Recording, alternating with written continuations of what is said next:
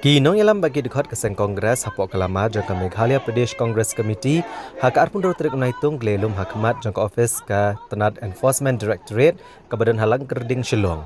Komisi Bentah ban percaya ajur ke jing syakot hajar ke Presiden jangka All India Congress Committee ke Sonia Gandhi hak nong ba Delhi. Ya kini ke jing ki ke bela penlong hak leng gejala jangka India di Kinong yalam bat ki dekat jangka Kongres.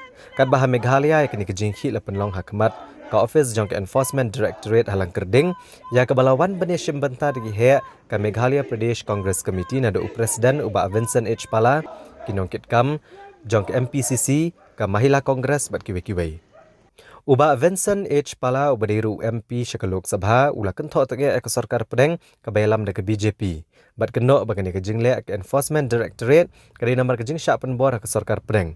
Ban pendik ya kinong yalam ke liang persyak ni kinu-kinu ke belek persyak ke Sarkar Pedeng. U Presiden ke MPCC ulang bagi jing syak khot hajar ke Sonia Gandhi ke jingle jang ke BJP ban penting bat bandek don bor kinong yalam ke Kongres. Bat ke BJP ke don ke thong ban yu oroj ikipat ba ni kiriu shimet. Ibam sengot tenat ikarai jang ke Sarkar Pedeng. Bat ke BJP ke benan kam lagi tenat jang ke Sarkar Pedeng ban penting pensmit kinong yalam ke Kongres hak keleng gejala jang kari India.